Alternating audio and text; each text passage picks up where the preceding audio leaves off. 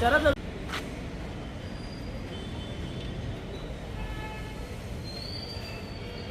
ಚಿಕ್ಕಬಳ್ಳಾಪುರ ರಾಷ್ಟ್ರೀಯ ಹೆದ್ದಾರಿ 69 ಅಗಲೀಕರಣಕ್ಕಾಗಿ ನಗರದಲ್ಲಿ ನಡೆದಿರುವ ಕಾಮಗಾರಿ ಈಗ ಎಂಜಿ ರಸ್ತೆ ಪಿಳ್ಳಪ್ಪ ಕಾಂಪ್ಲೆಕ್ಸ್ ವರೆಗೂ ಸಾಗಿದ್ದು ಅಲ್ಲಿಂದ ಮುಂದಕ್ಕೆ ಅಭಿವೃದ್ಧಿ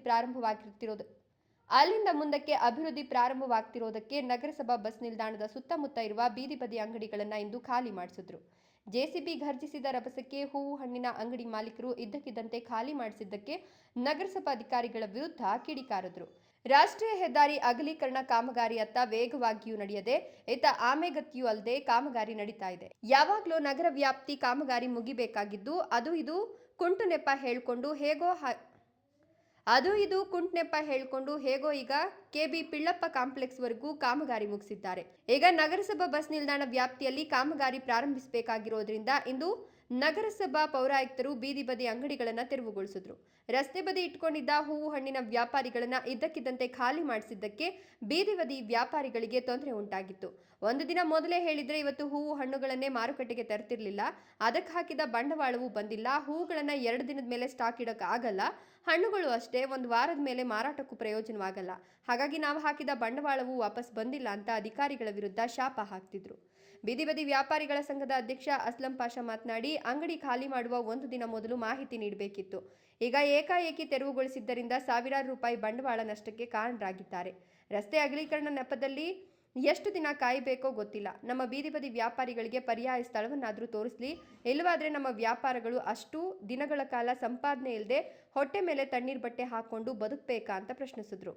ನಮಸ್ಕಾರ, ನಾನು ಬೀದಿ ಬದಿ ವ್ಯಾಪಾರ ಅಧ್ಯಕ್ಷರು. ನಮ್ಮ ಹಳೆ ಬಸ್ ನಿಲ್ದಾಣದಲ್ಲಿ ಮೀನಂಗಡಿಗಳು ಎದ್ದವ್ರೆ, ಏನೂ ಹೇಳಲಿಲ್ಲ. ನಮ್ಮ ನಗರಸಭೆ ಅಧಿಕಾರಿಗಳು, ನಮ್ಮ ಕಮಿಷನರ್ ಸಾಹೇಬರು ಮತ್ತು ಎಲ್ಲ ಇದ್ದರು. ಯಾಕೆ ಸ್ವಾಮಿ ಅಂದರೆ ರೋಡು ಅಂತ ಏನೋ ಅಗಲ ಮಾಡ್ತಾಯಿದ್ದಾರೆ ಅಂಥೇಳಿ ಹೇಳಿದ್ರು. ಅದಕ್ಕೆ ನಮ್ಮ ಹೂವಿನ ಅಂಗಡಿಗಳವರು ಸಂಪೂರ್ಣ ಬೆಂಬಲ ಕೊಟ್ಟರು. ಅದಕ್ಕೋಸ್ಕರ ಈ ಥರ ಏಕಾಏಕಿ ಎತ್ತಿದ್ದಾರೆ.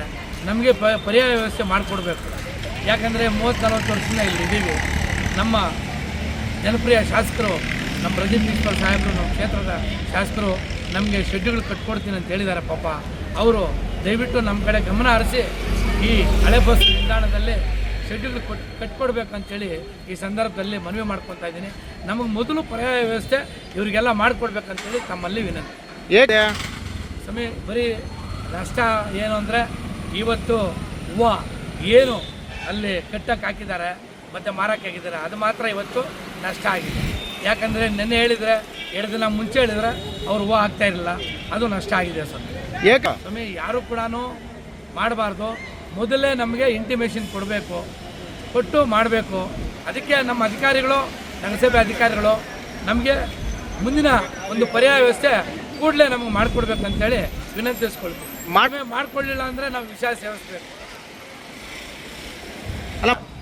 ಹೋರಾಟ ಮಾಡಬೇಕು, ವಿಷ ಕುಡಿಬೇಕಷ್ಟೇ, ನಾವೇನು ಮಾಡೋಕ್ಕಾಗಲ್ಲ. ಬಡವರು, ಎಲ್ಲ ಬಡವ ವ್ಯಾಪಾರಸ್ಥರು ಇರೋದು. ನಮ್ಮ ಕ್ಷೇತ್ರದ ಶಾಸಕರು ನಮಗೆ ಕೈ ಹಿಡಿಬೇಕಂತೇಳಿ ಈ ಸಂದರ್ಭದಲ್ಲಿ ವಿನಂತಿ ಮಾಡ್ಕೊತೀವಿ. ತಮ್ಮ ಹೆಸರು? ಅಸ್ಲಂ ಪಾಷಾ ಅಂತ. ಇಲ್ಲವಾದ್ರೆ ನಮ್ಮ ವ್ಯಾಪಾರಿಗಳು ಅಷ್ಟು ದಿನಗಳ ಕಾಲ ಸಂಪಾದನೆ ಇಲ್ಲದೆ ಹೊಟ್ಟೆ ಮೇಲೆ ತಣ್ಣೀರ್ ಬಟ್ಟೆ ಹಾಕೊಂಡು ಬದುಕಬೇಕಾ ಅಂತ ಪ್ರಶ್ನಿಸಿದ್ರು. ಇನ್ನು ಬೀದಿ ಬದಿ ಅಂಗಡಿಗಳ ಖಾಲಿ ಮಾಡಿಸಿದ ನಗರಸಭಾ ಎಇಇ ಉಮಾಶಂಕರ್ ಅವರು, ಇದು ಮೊದಲೇ ಎಲ್ಲರಿಗೂ ಮಾಹಿತಿ ಇತ್ತು, ಆದರೂ ನಾವು ಖಾಲಿ ಮಾಡಿಸುವ ವೇಳೆಗೆ ಅವರೇ ಎಲ್ಲವನ್ನ ಖಾಲಿ ಮಾಡಿಕೊಂಡಿದ್ರು. ನಾವು ಯಾರನ್ನು ಬಲವಂತವಾಗಿ ಎತ್ತಂಗಡಿ ಮಾಡಿಲ್ಲ. ಅವರಿಗೆ ಪರ್ಯಾಯ ಮಾರ್ಗದ ವಿಷಯಕ್ಕೆ ನಾವು ಪೌರಾಯುಕ್ತರನ್ನೇ ಕೇಳಬೇಕು ಅಂತ ಜಾರಿಕೊಂಡ್ರು.